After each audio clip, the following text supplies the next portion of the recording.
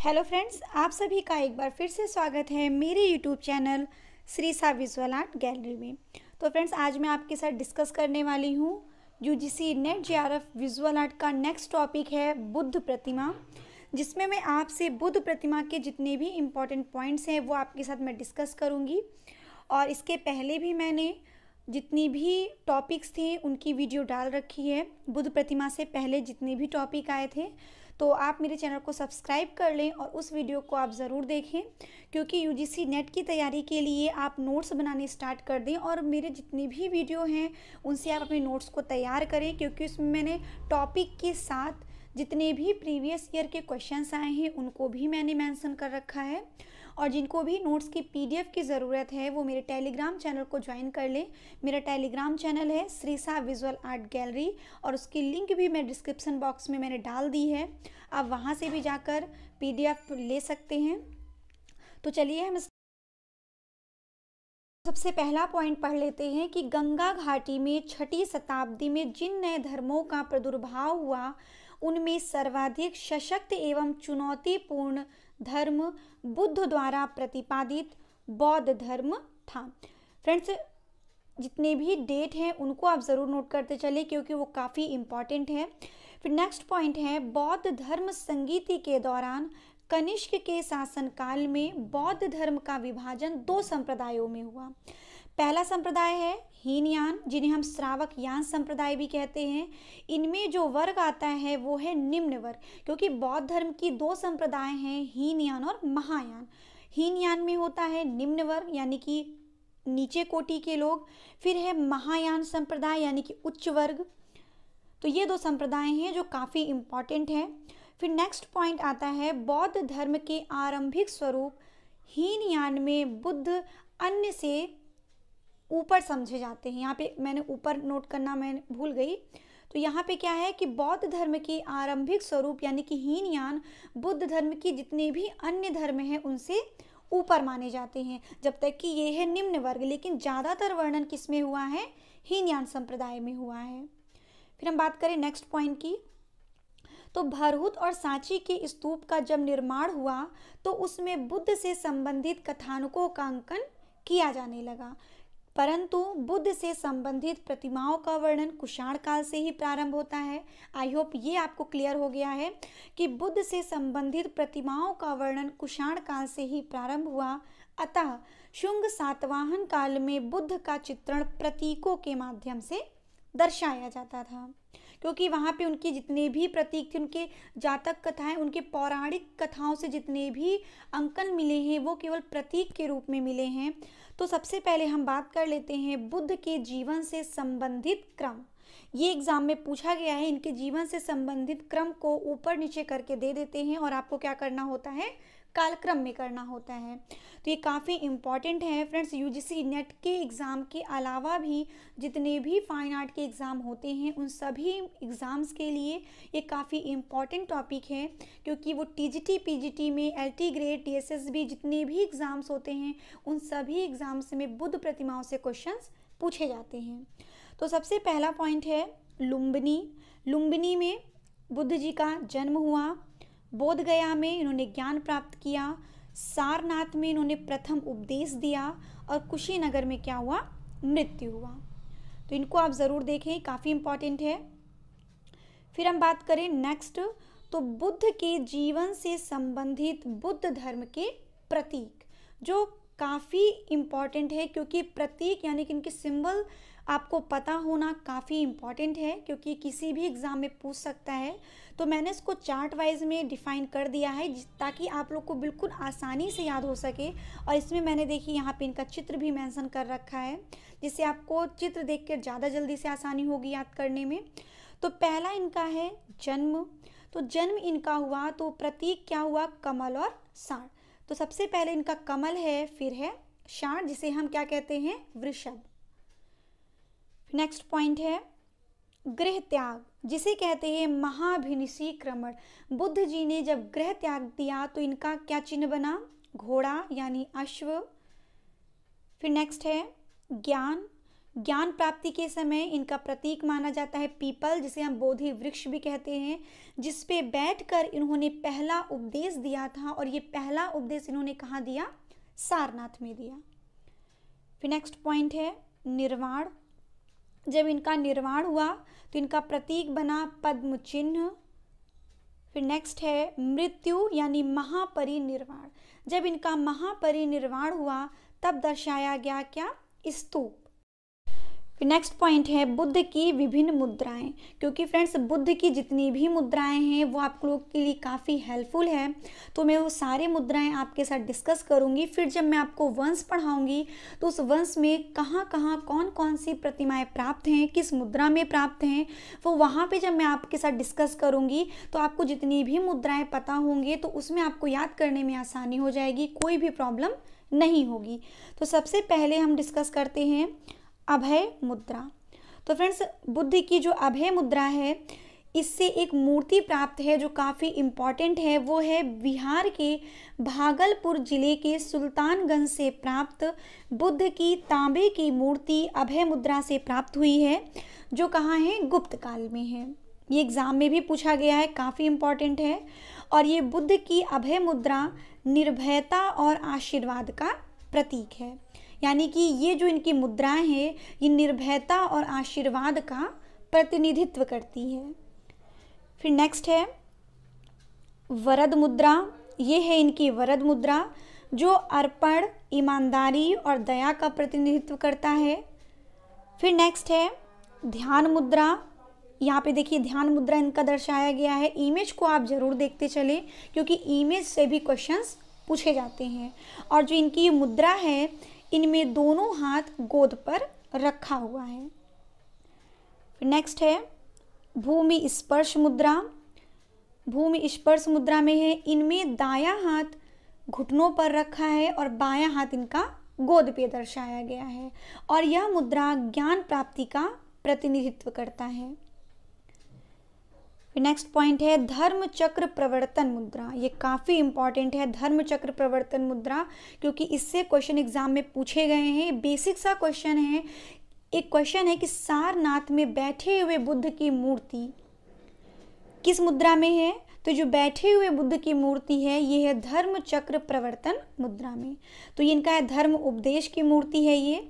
इसमें धर्म चक्र प्रवर्तन में बुद्ध का सबसे प्रसिद्ध मूर्ति सारनाथ से प्राप्त है। फिर हम बढ़ते हैं नेक्स्ट पॉइंट की ओर। नेक्स्ट पॉइंट है करण मुद्रा। यह मुद्रा बुराई से बचाने की ओर प्रतिनिधित्व करता है। तो फ्रेंड्स इसको आप ज़रूर नोट करते चले क्योंकि ये काफ़ी इंपॉर्टेंट है, खासकर मूर्तियों की मुद्राओं में। तो इनको आप ज़रूर नोट करें कि इनका जो भी मुद्रा है वो किस ओर प्रदर्शित करता है या फिर किसका प्रतिनिधित्व करता है, इसको आप ज़रूर नोट करें। फिर नेक्स्ट है वज्र मुद्रा। तो बुद्ध की यह मुद्रा उग्र वज्र के 5 तत्वों जैसे वायु, जल, अग्नि, पृथ्वी, आकाश, इन सब का मिश्रण है। नेक्स्ट है वितर्क मुद्रा। फ्रेंड्स जो इनका वितर्क मुद्रा है ये बिल्कुल बुद्ध की अभय मुद्रा के ही समान दर्शाया गया है, लेकिन इसमें अंगूठा तर्जनी अंगुलियों को छूता हुआ दर्शाया गया है, जो शिक्षा के प्रचार एवं परिचर्चा का प्रतिनिधित्व करता है। फिर नेक्स्ट है उत्तर बोधि मुद्रा। उत्तर बोधि मुद्रा में फ्रेंड्स इन मुद्रा में दोनों हाथ को जोड़कर हृदय के पास रखा जाता है और तर्जनी उंगलियां एक दूसरे को छूते हुए ऊपर की ओर होती है। ये देखिए ऊपर की ओर दर्शाई गई है और अन्य उंगलियां अंदर की ओर मुड़ी होती हैं। और यह मुद्रा ऊर्जा के साथ आत्मज्ञान की प्राप्ति का प्रतिनिधित्व करता है। फिर नेक्स्ट है अंजलि मुद्रा। यह है अंजलि मुद्रा। इस मुद्रा को नमस्कार मुद्रा या हृदयांजलि मुद्रा भी कहते हैं और यह मुद्रा अभिवादन, प्रार्थना, आराधना इन सब का प्रतिनिधित्व करता है। आई होप फ्रेंड्स आप लोगों को ईजिली समझ में आ रहा हो, क्योंकि इसको मैंने पूरा चार्ट में डिवाइड कर दिया जिससे आपको मिक्स बिल्कुल भी ना लगे, आप एकदम अलग अलग तरीक़ों से याद कर सके। तो अब हम बढ़ते हैं नेक्स्ट पॉइंट की ओर, ध्यानी बुद्ध। इसमें 2 कैटेगरी है, 2 पॉइंट भी दिए गए हैं, ध्यानी बुद्ध और मानुषी बुद्ध। तो ध्यानी बुद्ध में सबसे पहले हम आपके साथ डिस्कस करेंगे कि बौद्ध धर्म के वज्रयान मत में 5 ध्यानी बुद्ध और उनकी शक्तियों की कल्पना की गई है, क्योंकि ध्यानी बुद्ध 5 होते हैं मुख्य रूप से, और स्वर्ग में निवास करते हुए ध्यानी बुद्ध ने अपनी शक्तियों के द्वारा बोधिसत्वों को जन्म दिया और बोधिसत्व की शक्तियों को भी नारी के रूप में अभिव्यक्त किया गया है। नेक्स्ट पॉइंट है, पंच ध्यानी बुद्ध में बुद्ध की संख्या 5 है, परंतु बाद में इनकी सूची में छठे बुद्ध को भी जोड़ा गया, लेकिन मुख्य रूप से 5 ध्यानी बुद्ध ही माने जाते हैं। अगर एग्जाम में कभी भी पूछ लिया जाए कि ध्यानी बुद्ध का जो वर्णन हुआ है वो कितने किए गए हैं, तो ध्यानी बुद्ध की संख्या है 5। अगर 6 भी ऑप्शन में आ जाए तो आपको 6 टिक नहीं करना है। पंच ध्यानी बुद्ध यानी कि 5 ही ध्यानी बुद्ध होते हैं, लेकिन बाद में इसमें लिस्ट में जोड़ दिया गया है छठे भी ध्यानी बुद्ध को। तो चलिए हम डिस्कस करते हैं 6 ध्यानी बुद्ध कौन कौन से हैं।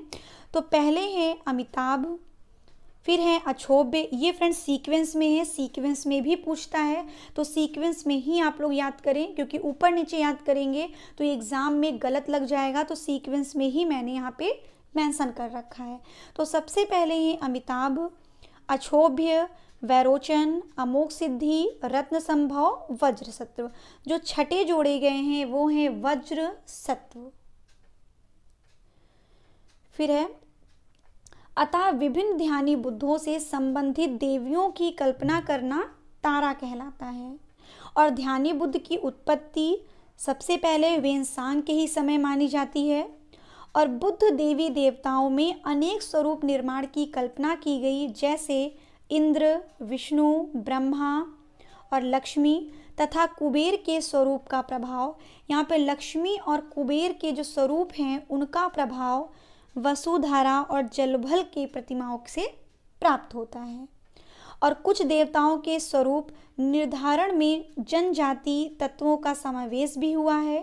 इन विभिन्न देवी देवताओं की प्रतिमाएं उत्तर और पूर्वी भारत के विभिन्न भागों से प्राप्त हुआ है, जो राज्य संग्रहालय पटना, इंडियन म्यूजियम कोलकाता और ढाका म्यूजियम में संग्रहित है। फिर फ्रेंड्स है ये जितने भी देखिए मैंने चार्ट में डाल रखा है, जितने भी ध्यानी बुद्ध हैं उनके वर्ण यानी रंग, तत्व, मुद्रा, वाहन, चिन्ह, बोधिसत्व और देवियाँ, ये आपको काफ़ी इजीली याद हो जाएगा। और ये आपको याद भी करना है, क्योंकि इस चार्ट से काफ़ी क्वेश्चंस पुटअप हुए हैं। मैं ईयरली क्वेश्चन भी मेंशन करूँगी, जिससे आपको ये क्लियर हो जाए कि कितने क्वेश्चंस बुद्ध प्रतिमाओं से पूछे गए हैं। तो सबसे पहले है ध्यानी बुद्ध। तो पंच ध्यानी बुद्ध यहाँ पे मैंने 6 मेंशन कर रखा है, क्योंकि टोटल 6 दर्शाए गए हैं, लेकिन मुख्य रूप से कितने हैं, 5 हैं। तो सबसे पहले ये अमिताभ, इनका वर्ण या फिर रंग है लाल या फिर रक्त, जिन्हें हम रक्त भी कह सकते हैं। तत्व यानी किन तत्वों से मिल के बना है, तो जल। और इनकी मुद्रा है समाधि मुद्रा। वाहन मयूर, चिन्ह है कमल, और बोधिसत्व हैं अवलोकितेश्वर पदम पाणी। क्योंकि ये पूछा गया है कि ध्यानी बुद्ध के प्रथम बुद्ध अमिताभ का बोधिसत्व क्या है, तो इनका बोधिसत्व है अवलोकितेश्वर पदम पाणी। फिर देवियाँ हैं कुरकुल्ला, शुक्ल कुरकुल्ला, तारोद्भव कुरकुल्ला। फिर सेकंड है अक्षोभ्य, इनका रंग है नीला और तत्व है वायु, और मुद्रा है इनका भूमि स्पर्श मुद्रा। वाहन है गजयुगल, वज्र है इनका चिन्ह, और बोधिसत्व हैं वज्र पाणी। आप ऐसे भी याद कर सकते हैं ट्रिकी कि वज्र इनका चिन्ह है तो इनका बोधिसत्व क्या होगा, वज्रपाणी। फिर है देवियों में प्रज्ञा पारमिता, वसुधारा। फिर नेक्स्ट है वैरोचन, इनका रंग है श्वेत, तत्व है आकाश, और मुद्रा है धर्म चक्र। वाहन है इनका नागयुगल, चिन्ह है इनका चक्र, और बोधिसत्व है सामंत भद्र। और देवियों की हम बात करें तो देवियां हैं मारीची।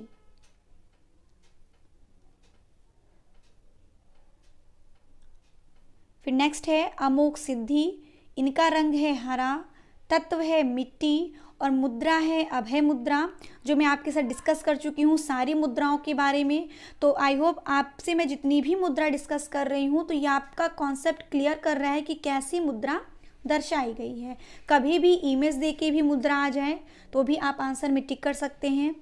फिर वाहन है गरुड़ युगल, चिन्ह है सप्त फणयुग नागराज, और इनका बोधिसत्व है विश्व पाणी और देवियां हैं महामयूरी।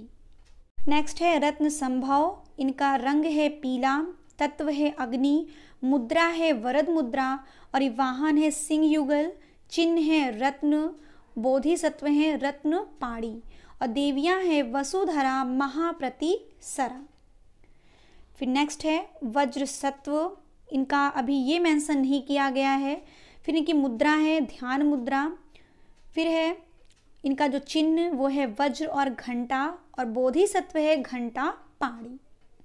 तो फ्रेंड्स आई होप आपको ये चार्ट काफ़ी आपके लिए हेल्पफुल होगा, आपको अच्छे से ये समझ में आ रहा होगा कि ध्यानी बुद्ध के जितने भी रंग हैं, तत्व, मुद्रा, वाहन, चिन्ह, बोधिसत्व और देवियाँ, उन सबको कैसे याद करना है। अगर आप चार्ट वाइज याद करेंगे तो आपको बिल्कुल भी प्रॉब्लम नहीं होगी, कोई भी कन्फ्यूज़न नहीं होगा, क्योंकि जितने भी ध्यानी बुद्ध हैं उतने ही इनके मेंशन किए गए हैं बोधिसत्व। आपके सिलेबस में बोधिसत्व को अलग से भी मेंशन करके दिया गया है कि अवलोकितेश्वर, मंजूश्री और मैत्रेय, ये 3 के बारे में अलग से मेंशन हुआ है। तो उसकी भी मैं वीडियो लेकर आऊँगी। उनकी जितनी भी प्रतिमाएं हैं किस संग्रहालय में हैं ये भी मैं आपके साथ डिस्कस करूँगी। और इन सब को डिस्कस करने के बाद जितने भी प्रीवियस ईयर के क्वेश्चंस आए हुए हैं वो मैं आपके लिए लेकर आऊँगी। तो फ्रेंड्स ये रहे कुछ बुद्ध प्रतिमा से संबंधित इम्पॉर्टेंट पॉइंट्स। आई होप आपको मेरी वीडियो पसंद आई होगी। अगर मेरी वीडियो पसंद आती है तो इसे लाइक एंड सब्सक्राइब ज़रूर करें। और फ्रेंड्स अब मैं नेक्स्ट वीडियो में डिस्कस करूंगी इसके आगे का टॉपिक, जिसमें मैं आपके साथ डिस्कस करूंगी मानुषी बुद्ध और बोधिसत्व के बारे में। और फ्रेंड्स जिनको भी पीडीएफ की ज़रूरत है वो मेरे टेलीग्राम चैनल को ज्वाइन कर लें, क्योंकि मैं पीडीएफ भी प्रोवाइड कराती हूँ, जिससे आपको कोई भी प्रॉब्लम ना हो और आप आसानी से अपने नोट्स को तैयार कर सकें।